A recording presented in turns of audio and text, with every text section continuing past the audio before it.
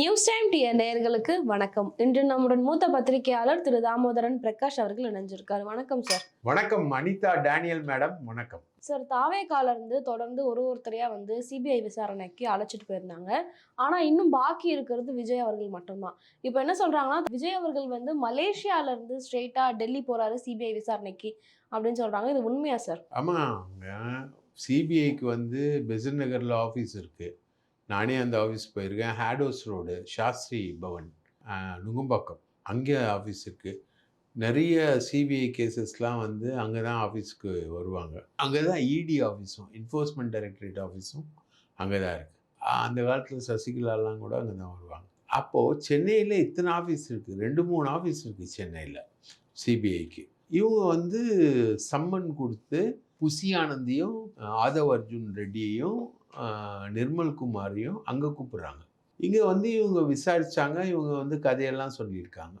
இந்த மாதிரி செந்தில் பாலாஜி தான் ஆளை செட் பண்ணார், பேனாவை வச்சு குத்துனாங்க, ஹேர்பினை வச்சு குத்துனாங்க, கத்தியை வச்சு கீறினாங்க, மதியழகன் வைஃபு சொல்லிச்சுல கரூர் மாவட்ட தவேகா செயலாளர் பெப்பர் ஸ்ப்ரே அடித்தார் அப்படிலாம் சொல்லியிருக்காங்க. அதெல்லாம் இவங்க இங்கே ரெக்கார்ட் பண்ணிவிட்டு விட்டாங்க. ஆனால் டெல்லியில் எதுக்கு கூப்பிட்றாங்கன்னு தெரியல. இப்போது டெல்லிக்கு கூப்பிட்றாங்கன்னா அவங்க ஏதோ உண்மை கண்டறியும் சோதனை நடத்த போகிறாங்க போல இருக்குது. இவங்க சொல்கிறதெல்லாம் எந்த அளவுக்கு உண்மை, எது கதை. ஏன்னா அவங்க சேட்டலைட் வச்சு அந்த இதெல்லாம் பார்த்துருக்காங்க. அந்த இடம் எப்படி, அங்கே இவர் வந்தால் எப்படி, இவர் எந்த இடத்துல நின்னார், இவர் ராங் ரூட்டில் தான் போகிறாரு. மெயினாக போகிறது இப்போ ரைட்டில் போனோன்னா ஸ்ட்ரெயிட்டாக போகிறது அப்படின்றது மாதிரி இவர் லெஃப்டில் தான் போகிறாரு. இந்த மாதிரி ராங் ரூட்டில் போகிறாரு, ராங் டைமிங்கில் வராரு, கும்பலை சேர்த்துட்டு வர்றாரு, லைட்டை ஆஃப் பண்ணி ஆன் பண்ணி வர்றாரு. இவ்வளோ விஷயம் விஜய் மேலே தப்பு இருக்குது. இப்போ பாஜக நினச்ச மாதிரி தாவேகா அரசியல் கூட்டணிக்கு வரல. தாவேகா மேலே பாஜக ரொம்ப கடுப்பில் இருக்குது. அப்படி இருக்கும்போது இப்போது இந்த கரூர் கேஸை வச்சு, எலெக்ஷனுக்கு முன்னாடி கரூர் கேஸை வச்சு விஜய் தான் இந்த 41 பேர் மரணத்துக்கு காரணம் அப்படின்ற மாதிரி மத்திய அரசு, ஒன்றிய அரசு கொண்டு வந்துச்சு சிபிஐனா.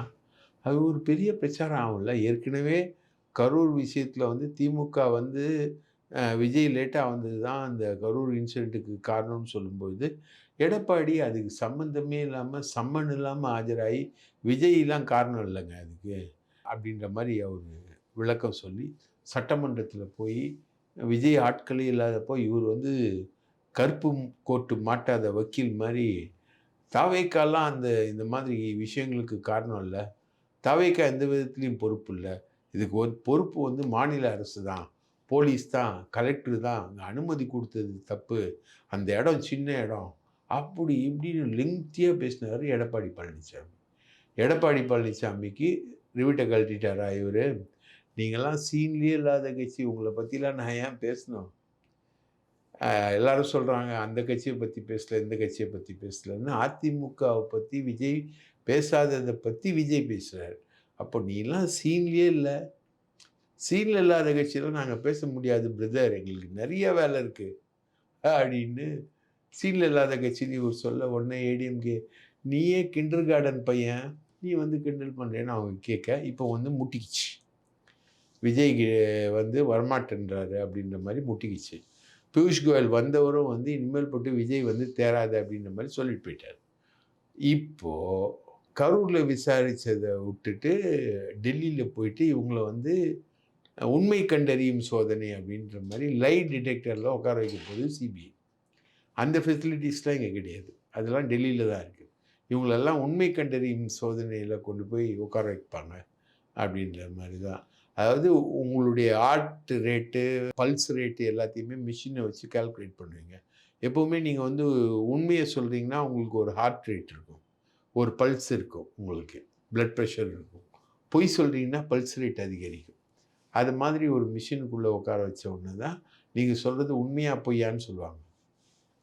சப்போஸ் அந்த சமயத்தில் விஜய் சீக்கிரமாக வந்துட்டார் அப்படின்னும்போது இவங்க சொல்கிறது விஜய் டிலேலாம் ஒன்றும் இல்லை, நாங்கள் எந்த டைம்லேயும் சொல்லலை, நாங்கள் விஜய் இவ்வளோ லேட்டாக வருவார்னு நாங்கள் சொல்லலை அவர் வழக்கமான டைமிங்கில் தான் வந்தார். வர இடங்களில் வரவேற்பு வந்து அதிகமாக இருந்ததுனால அவருக்கு டிலே ஆச்சுன்னு இவங்க சொல்கிறாங்க.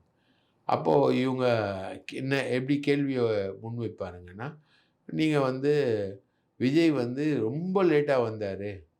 அவரு வந்ததுனால தான் அவ்வளோ வந்தது. அவர் வந்து நிறைய க்ரௌட கூட்டிட்டு வந்தாரு. அந்த க்ரௌடு கூடுனதுனால தான் ஸ்டாம்பீட் ஆச்சு. அப்படின்ற மாதிரி ஒரு கேள்விய கேட்கும்போது, இவங்க பதில் சொல்லும்போது, அது உண்மை. இத மறைச்சு இவங்க பேசணும். அப்போ அவங்க பொய் சொல்லுவாங்க. பொய் சொல்லும்போது இவங்களுடைய பல்ஸ் ரேட் வந்து அதிகமாகும். ஹார்ட் ரேட் வந்து அதிகமாகும். பிரெயின் மேப்பிங் வச்சிருப்பாங்க. அது அந்த விஷயங்கள்லாம் டிஃப்ரெண்ட் ஆகும். அதனால அத வச்சு தான் நீ சொல்றது பொய்யா, உண்மையான்னு கண்டுபிடிப்பாங்க. ரைட்டா? பிரெயின் மேப்பிங் கூட செகண்டரி தான். பல்ஸ் ரேட்டு, ஹார்ட் ரேட்டு இந்த விஷயங்கள்லாம் அந்த மிஷின் ரெக்கார்ட் பண்ணும். அத வச்சு தான் உண்மையா பொய்யா கண்டுபிடிப்பாங்க. இப்போ வந்து ஆதவ் அர்ஜுன் ரெட்டியையும், நம்ம புசி ஆனந்தையும், எலம்பத்தினாலையும் இட்டுன்னு போறது தான் கஷ்டன்றவரையும் அவர தூக்கின்னு போயிட்டு அங்க உண்மை கண்டறியும் சோதனையில உட்கார வச்சாங்கன்னா, அவருங்க உளறுவாங்க. ஸோ இதே ட்ரீட்மெண்ட்ட விஜய்க்கு குடுத்தா என்ன ஆகும்? விஜய் வந்து ஏற்கனவே ரொம்ப ஷை டைப், அதிகமா பேச மாட்டாரு. அவர் வந்து யார் பேசினாலும் கேட்டுப்பாரு.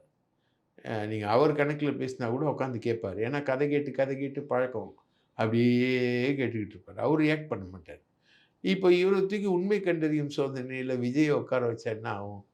அவரு எப்படி ரியாக்ட் பண்ணுவாரு? அவருக்கு எல்லாமே தெரியும்ல. அவருக்கும் ஆதவ் அர்ஜுன் ரெட்டிக்கும் எல்லாமே தெரியும். இவங்க தானே பாட்டில மேலேருந்து போடுறாங்க. அதுக்கப்புறம் தானே கீழ செத்துக்கிட்டு இருக்காங்க அப்படின்னும் போதுனா, பாட்டிலுக்கு ரூ. 10 பாட்டிலுக்கு ரூ. 10 டான்ஸ் ஆடுறாங்க. ஸோ இப்போ விஜய வந்து உண்மை கண்டறியும் சோதனைக்கு உட்படுத்தினா எப்படி இருக்கும்? அதுதான் இப்ப நடக்கப் போகுது. அது உடனடியா இப்போ மலேசியாவுக்கு இவங்கலாம் போயிருக்காங்க. நடிகர், நடிகைகள் எல்லாரையும் த்ரிஷா உட்பட டைரக்டர் எல்லாரையுமே வந்து ஃப்ளைட்ல ஏத்தி கொண்டு போயிருக்காரு விஜய். பிரைவேட் ஜெட்ல. இவங்க எல்லாம் வந்து புஷி ஆனந்த்லாம் சாதா ஃப்ளைட்ட புடிச்சு போயிட்டு, அங்க ஒரு லோக்கல் ஹோட்டல்ல சோறு தின்னுட்டு, அதெல்லாம் படம் எடுத்து போட்டுக்கிட்டு இருக்காங்க. அந்த ஃபங்ஷன் ஜனநாயகன் ஃபங்ஷன் முடிஞ்ச உடனே இங்க வரணும். ஜனநாயகன் ஃபங்ஷன்ல ஒண்ணும் நடக்க போறதில்ல. ஒண்ணும் அரசியல்லாம் பேச முடியாது, கொடி காட்ட முடியாது, எதுவும் பண்ண முடியாது. அதான் மலேசியன் கவர்மெண்ட்டே ஸ்ட்ரிக்ட்டா ஆர்டர் போட்டு பேன் பண்ணியிருக்காங்க. இவங்க என்ன சொல்றாங்க, நாங்க திமுக ஆட்கள உள்ள விட மாட்டோம்ன்னு. 80,000 டிக்கெட்டு தான் ஃபுல் ஆயி போச்சு. 80,000 டிக்கெட்டும் யாரும் வெளியாட்கள் கிடையாது. இப்படி தான் அந்த ஃபங்ஷன் நடந்துகிட்டு இருக்கு. முடிஞ்ச உடனே அண்ணன் தமிழ்நாட்டுக்கு வருவாரு. தமிழ்நாட்டுக்கு வந்த உடனே அவர கூட்டின்னு போய் சேலத்துக்கு கூட்டின்னு போயிட்டு பிரச்சாரம் பண்ண வைக்கலான்னு செங்கோட்டையன் பிளான் பண்ணிக்கிட்டு இருக்காரு. ஆனா பிஜேபி டெல்லிக்கு தூக்கிட்டு போகுது. இப்போ டெல்லிக்கு தூக்கிட்டு போறது வந்து அந்த உண்மை கண்டறியும் சோதனைக்கா அப்படின்றது ஒரு கேள்வி இருக்கு. அதுல விஜய் உண்மை கண்டறியும் சோதனைக்கு உள்ளானா, ஏற்கனவே ரொம்ப நல்லா உண்மை பேசுறவரு அவரு. உண்மை கண்டறியும் சோதனைக்கு உள்ளானா, உளறி கொட்டினார்னா, அத வச்சே புடிச்சிடலாம்ல பிஜேபி. ஆக மொத்தம் பிஜேபி வந்து கரூர் விஷயத்துல விஜய கொக்கி போட்டு ரெடி பண்ணிக்கிட்டு இருக்கு. அப்படின்றது தான் இருக்கு. இதெல்லாம் நடக்காம இருக்கணும்னா ஒரு அலையன்ஸ்க்கு வரணும். இப்போ டிடிவி தினகரன் அவர்களையும், ஓபிஎஸ் அவர்களையும் டெல்லி தலைமையில இருந்து கூப்பிட்டு வார்ன் பண்ணி அனுப்பிச்சிருக்காங்களே சார். ரொம்ப ஸ்ட்ரிக்ட்டா வார்ன் பண்ணி அனுப்பிச்சிருக்காங்க. எதனால சார்? இப்போ ஓபிஎஸ்க்கு வந்து பாஷ்யம் கன்ஸ்ட்ரக்ஷன் அபினேஷ் வந்து ஒரு 1000 கோடி ரூபாய்க்கு மேல தரணும். அது கணக்கு பல்லாயிரம் கோடிக்கு வரும். அபினேஷ் வந்து ஜெயின் ஷா ஃப்ரெண்டு. அமித்ஷாவுடைய புள்ளையோட ஃப்ரெண்டு. அவரு வந்து இப்போ அதானி மாரி ஆயிட்டாரு. இந்தியா முழுக்க எல்லா மாநிலத்திலயும் பிசினஸ் பேசி ஹிந்தி நல்லா தெரியும் அவருக்கு. அவர் வந்து ரியல் எஸ்டேட்டு, கன்ஸ்ட்ரக்ஷன் அது இதுன்னு பல்லாயிரம் கோடி ஜெயின் ஷா ஃப்ரெண்ட்ஷிப்பு அப்படி இப்படின்னு இருக்கும்போது, அவர் வந்து எடப்பாடியுடைய டிரான்ஸ்லேட்டரா எடப்பாடி அமித்ஷா சந்திப்புல டிரான்ஸ்லேட்டரா உட்கார்றாரு. 3 கார் மாறி போறார்ல. லாஸ்ட்டா அவர் வரும்போது கார்ல முகத்த மூடின்னு வர்றாரு. முகத்த மூடின்னு வரும்போது பக்கத்துல உட்கார்ந்தது அபினேஷ் தான். அந்த அபினேஷ் துட்டு தரணுன்ற பஞ்சாயத்த அண்ணன் அமித்ஷா கிட்ட சொல்ல, அத நான் முடிச்சு தரேன்னு அமித்ஷா வந்து ரெடி பண்ணியிருக்காரு. போதாக்குறைக்கு செலவுக்கு அதானி கிட்டேருந்து கொஞ்சம் அமௌண்ட் வாங்கிக்கோன்னு சொல்லி அதுவும் குடுத்துருக்காரு. இதெல்லாம் வாங்கின்னு வந்துட்டு ஒரு கூட்டம் போட்டு நாங்க திமுகவுக்கு போறதா, தாவேகாவுக்கு போறதா அப்படின்னு சொல்லி திமுகவோடயே உட்காந்து முதல்வரோடயே உட்காந்து பேசுறாரு. இவர் முதல்ல பார்க்ல முதல்வர் செம்மொழி பூங்கால சந்திக்கும் போதே வந்து முது சிஎம் சொன்னதா அவங்க சைட்லேருந்து சொல்கிறாங்க. இந்த மாதிரி நீங்கள் வந்து வாங்க கட்சிக்கு ஒரு நிர்வாகியாகவே வாங்க. நீங்க முன்னாள் முதல்வர் நீங்கலாம் வந்து எங்க கட்சியில நிர்வாகியா இருக்கிறது எங்களுக்கு பெருமை அப்படின்னு சிஎம்ஏ சொன்னாராம். இது வந்து முன்னாடியே இவங்கலாம் சொல்லிக்கிட்டு இருக்கக்கூடிய விஷயம்.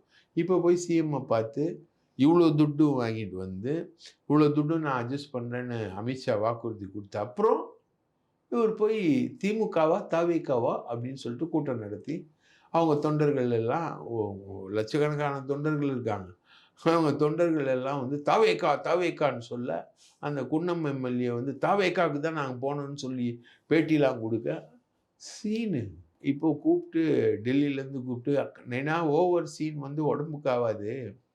ஒழுங்கு மரியாதையா டிசைட் பண்ணிக்கோ" அப்படின்னு மிரட்டிட்டாங்க.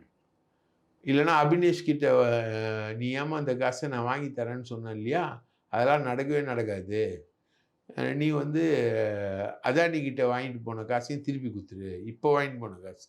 கட்சி நடத்த காசு இல்லைன்னு. அதையும் திருப்பி குடுத்துரு" அப்படின்ற மாரி மிரட்டியிருக்காங்க. இப்போ கூட்டம் போட்டு இப்போ கூட்டம் நடந்துருக்குது. இப்போ என்ன சொல்றாருன்னா, நம்ம என்டிஏ கூட்டணிக்குள்ளேயே இருக்கலாம். முதல்ல வந்து திமுகவா, தவேகாவா அப்படின்னு 3வது காலம் என்டிஏன்னு ஒரு காலம் போடணும்ல. 3வது காலமே இல்ல. இவர் வந்து திமுகவா, தவேகாவா அப்படின்னு போட்டு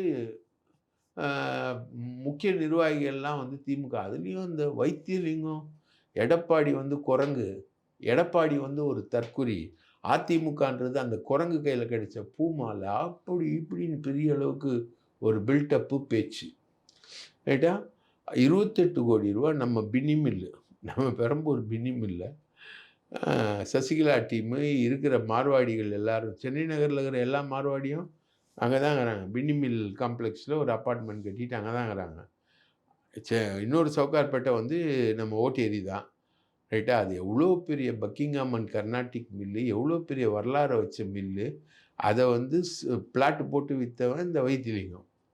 இவன் வந்து 2 கிட்னி அவுட்டு, கேன்சர் வேற இருக்குது அப்படின்றாங்க. இந்த மாதிரி நிறைய காம்ப்ளெக்ஷன் வேற இருக்குது. ஏற்கனவே வந்து சம்பாதிச்சதே வந்து பாதி மெட்ராஸை வாங்கிடலாம். அந்தளவுக்கு சம்பாதிதானே. வண்டலூரில் ஒரு ப்ராஜெக்ட்டு, ஸ்டாண்டர்ட் கார் கம்பெனி, அந்த ப்ராஜெக்ட் அதை விற்றது ஊழல், பின்னி மில்லை விற்றது ஊழல், மாதிரி ஊழல் ஏகப்பட்ட ஊழல். அமலாக்கத்துறை கேஸ் வேறு இருக்குது. இவர் வந்து என்டிஏ கூட போகிறது வந்து இவருக்கு வந்து வேப்பங்காயா கசக்கு தான். பிகேஎஸ்ன்னு பிகே சேகர் பாபு பேர் கூட அடிபட்டுச்சு அதில். இவருக்கு வேப்பங்காயா கசக்கு தான். சம்பாதிக்கிறதுக்கு அதிமுக வேணும், அமலாக்கத்துறை இது வரைக்கும் இவர் மேலே நடவடிக்கை எடுக்கல, அதுக்கு பிஜேபி வேணும். ஆனால் இவர் என்டிஏ கிட்ட போக மாட்டாராம். கேட்டால் எடப்பாடி தற்குறியான். இப்போ தற்குறி பண்ண ஒர்க் என்னன்னா, அங்கே கம்ப்ளைண்ட் பண்ணிட்டார். அங்கேருந்து கூப்பிட்டு அண்ணனை ரெய்டு. இப்போது என்டிஏக்குள்ளே போகிற மாதிரி பேச்சு. அதே மாதிரி டிடிவிக்கும் அண்ணாமலையோட சேர்ந்துக்கின்னு அண்ணாமலை என்ன சொன்னார், உனக்கு லண்டன் ஹோட்டலில் வாங்கி கொடுத்துட்றேன் நான் 1500 கோடி, காஃபி போஸா, சோஃபம் போஸா, அந்நிய செலவாணியில் எக்ஸ்ட்ரீம். அது இல்லாமல் ஒரு புரோக்கர் பையன் சுகேஷ் சந்திரசேகர்னு ஒரு ஃப்ராடு, அதாவது லோக்கல் ஃப்ராடு சொல்லுவாங்களே, அவனை நம்பி காசு கொடுத்து ரெட்டையிலைக்கு பெறுறதுக்கு கேஸ் வந்து அங்கே அந்த ஒரு பக்கா லோக்கல், தர்ற டிக்கெட்டு அவன் சுகேஷ் சந்திரசேகர். அவங்ககிட்ட ஏமாந்து ஒரு நல்ல லாயர் குமார்னு ஜெயலலிதாக்கெலாம் அப்பேர் ஆன லாயரு, அவரை பேச வச்சு கேட்டால் பிரைம் மினிஸ்டர் ஆஃபீஸில் இருக்கக்கூடிய ஒரு ஐஏஎஸ் அதிகாரி மூலமாக ரெட்டையில் வாங்குறாங்களாம். இவர் எவ்வளோ பெரிய புத்திசாலி பார். உலகத்தில் இருக்க எல்லா நியாயத்தையும் இவர், இன்னொருத்தர் அவர் எஸ்பி லட்சுமணன், அவரும் இவரும் வந்து சேர்ந்து உலகத்தில் இருக்க நியாயத்தெல்லாம் பேசுவாங்க, அறிவுபூர்வமாக பேசுவாங்க. தர டிக்கெட்டு சுகேஷ் சந்திரசேகர்கிட்ட ஏமாந்தாலே இவர். அதுக்கப்புறம் அண்ணாமலையோட கூட சேர்ந்துக்கின்னு அண்ணாமலை இவரை எப்படி ஏமாத்தினார்னா, நான் உனக்கு லண்டன் ஹோட்டல் உங்களுது தான், இந்த கேஸை நான் முடிச்சு கொடுத்துறேன் அப்படின்ற மாதிரி அவர் டைலாக் பேசு. இவர் வந்து எடப்பாடியை நான் ஏற்க மாட்டேன், இதுவை ஏற்க மாட்டேன் அப்படின்ற மாதிரிலாம் இவர் பேசிக்கிட்டார். கூப்பிட்டு செம்ம வார்னிங், ஒழுங்காக பொண்ணாக இருக்குது, இல்லைன்னா காஃபி போஸா சோஃபம் போஸா ரெண்டுத்தில் போயிடும். சசிகலா அதே மாதிரி ஜெயிலுக்கு போயிட வேண்டி. ஏற்கனவே ரூபான்ற ஒரு அம்மா நீ ஜெயிலில் இருந்தப்போ வெளில போன கேஸ் ஒன்று இருக்குது, 2 கோடி ரூபாய் நீ வந்து ஜெயிலருக்கு கொடுத்ததா அந்த அம்மா வழக்கு பதிவு பண்ணியிருக்கு, நீ திருப்பியும் ஜெயிலுக்கு போயிடுவ. ஏற்கனவே 4 வருஷம் அனுபவிச்சுட்டு வந்து அதே ஜெயிலில் திரும்பவும் அனுபவிப்பேன், ஜாக்கிரதைன்னு 3 பேரையும் மிரட்டிட்டான். மிரட்டினோடனே இப்போ எல்லாம் கட்டுப்பட்டி மாதிரி உட்காந்துக்கிட்டு பாரதிய ஜனதா கட்சி கூட்டணிக்கு போகிற மாதிரி ஒரு ஐடியாவில் இவங்க பேசிக்கிட்டு இருக்காங்க. எடப்பாடி அவர்கள் பார்த்தீங்கன்னா தனியாக சுற்றுப்பயணம் வந்து ஸ்டார்ட் பண்ணியிருக்காரு சார். எந்த ஒரு கூட்டணி கட்சியுமே வந்து புதுசாக வந்து இணையாததுக்கான காரணம் என்ன சார்? இந்த வர்ற புத்தாண்டில் ஏமாற போகிறது விஜயும் எடப்பாடியும் தான். எடப்பாடி நிலைமை வந்து ரொம்ப மோசம். எப்படின்னா, இவர் வந்து நம்ம பூவை ஜெகன்மூர்த்தியுடைய கட்சி இருக்கு, ரொம்ப சின்ன கட்சி. அந்த கட்சி கூட வரமாட்டேங்குது. இப்போ அவர் வந்து அவங்க ஏரியாவில் தான் சுற்றுப்பயணம் போகிறார். அந்த கட்சி கூட திரும்பி பார்க்கலாம், அந்த மாதிரி. அதே மாதிரி இவர் வந்து நம்ம கூட வந்து ஓபிஎஸ் வருவார், செங்கோட்டையன் பில்டப் குத்து வச்சுருந்தான். நம்மக்கிட்ட ஓபிஎஸ் வருவார், 2 டைம் முதல்வர், அவர் வந்து உங்களை முதல்வர்னு சொல்லுவார் அப்படின்ற மாதிரி. புரட்சி தளபதிக்கிட்ட அண்ணன் மிட் நைட் மசாலா செங்கோட்டையன் ஏதோ ஒன்று சொல்லி வச்சுருந்தார். அது இல்லாமல் மிட் நைட் மசாலாலாம் தீஞ்சு போச்சு, ரைட்டா? இப்போ இவங்கள மிரட்டி ஏடிஎம்கே சைடு பிஜேபி தள்ளிக்கிட்டு இருக்கனால இவங்க பக்கம் யாருமே இல்லை. அண்ணன் ஜனநாயகம் முடிச்சுட்டு வந்தோடனே இன்னி கதை தான் கேட்கணும், ரைட்டா? அது லோகேஷ் கனகராஜை வச்சு கேட்பாரா இல்லை வேறு யாரை வச்சு கேட்பாருன்னு தெரியல. அதெல்லாம் முடிச்சு தான் அவர் வருவார். இதுதான் ஏமாற்றம் என்பது இவருக்கு நிரந்தரமாக வருவார். இவர் எதிர்பார்த்தது வந்து இவங்க வந்து ஓபிஎஸ் மற்றவங்களெல்லாம் கண்ட்ரோல் பண்ணுவாங்க அப்படின்ற மாதிரி எதிர்பார்த்தாங்க. கண்ட்ரோல் பண்ணுறாங்க. ஆனால் பிஜேபி என்ன சொல்லிச்சு, அவங்க வந்து ஏடிஎம்கே கூட்டணியில் தான் இருப்பாங்க, நாங்கள் வந்து சீட்டு கொடுப்போம் அவங்களுக்கு. ஏற்கனவே இவங்களுக்கு ஒரு 25-30 சீட்டு பிஜேபிக்கு, அது இல்லாமல் ஓபிஎஸ்க்கு ஒரு 10 சீட்டு, டிடிவி தினகரனுக்கு ஒரு 10 சீட்டு, சசிகலாவுக்கு ஒரு 5 சீட்டு, இதை இப்போ 5 சீட் கேட்குது, 25-30 சீட்டு அகெயின் இவங்க. அது இல்லாமல் பாமகக்கு சீட்டு, இப்படி போட்டிங்கன்னா இதுவே 75 சீட்டுக்கு வந்துடுச்சு.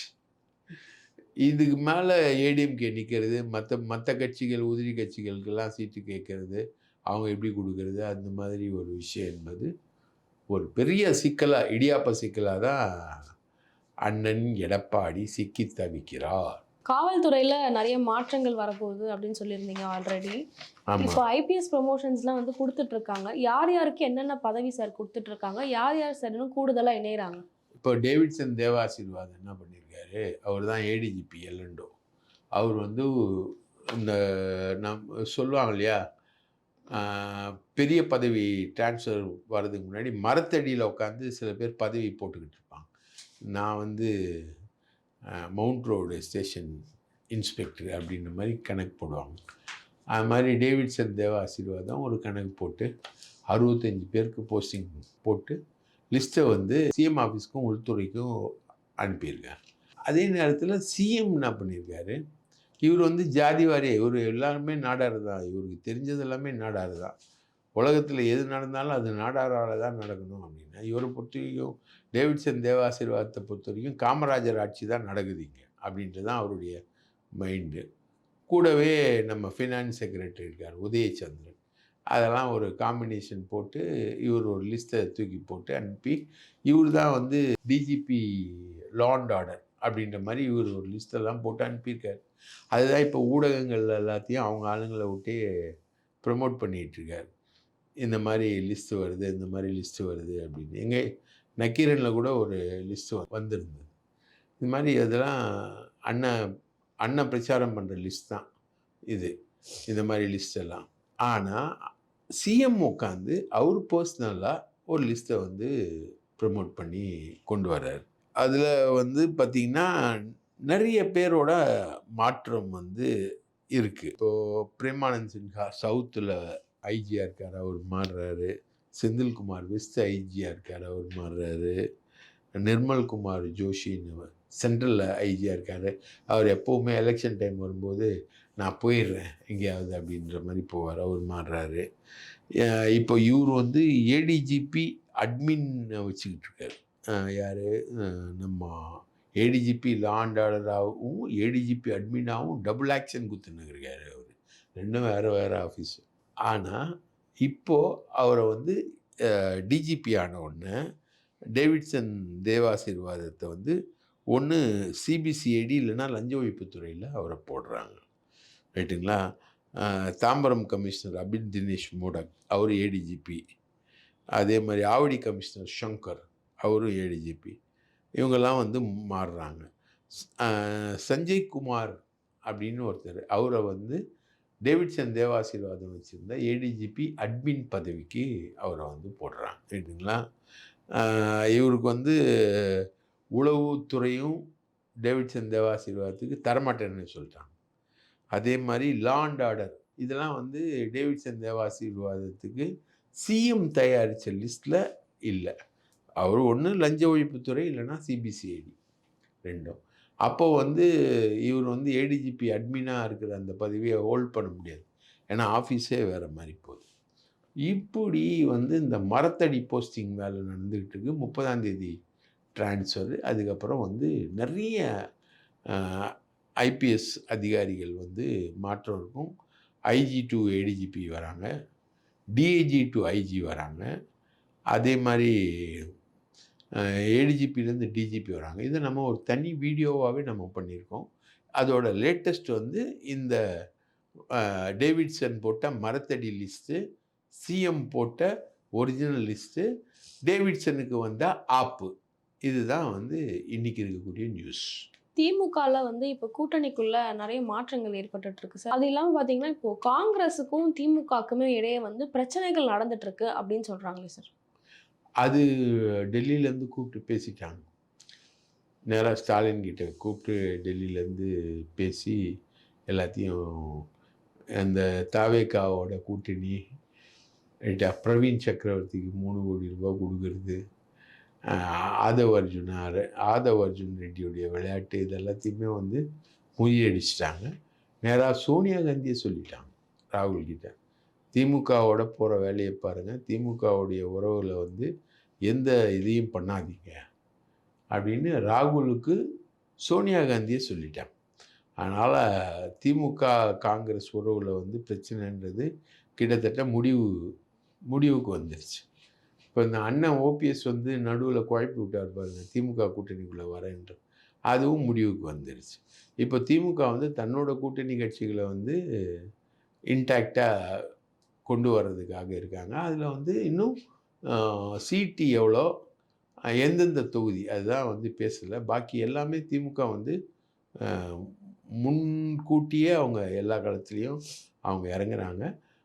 காங்கிரஸ் திமுக உறவுலேயும் இது நம்ம சொல்கிறது பிரேக்கிங் நியூஸ், சோனியா காந்தி தலையிட்டு வார்ன் பண்ணிட்டாங்க ராகுல் காந்தி. அதனால் அதுக்குள்ளேயும் ஒன்றும் பெரிய விஷயங்கள் இல்லை, முடிஞ்சு போச்சு. இவர் விஜய் கனவு கண்டார்ல, காங்கிரஸ் வரும், செங்கோட்டையன் சொன்ன மாதிரி ஐயா ஓபிஎஸ் வருவார் மற்றும் நம் உறவினரெல்லாம் வருவாங்க, வாமா மின்னல் அப்படின்ன மாதிரி என்னை தாளாட்ட வருவாளான அந்த கதையெல்லாம் கலி முடிஞ்சு போச்சு. இப்போ சமீபமா கொடுத்த ப்ரெஸ் மீட்ல திருமாவளவன் வந்து என்ன சொல்லியிருக்காருன்னா, சீமானும் விஜய் வந்து பிஜேபியோட பிள்ளைகள் அப்படின்ற மாதிரி சொல்லியிருக்காரு.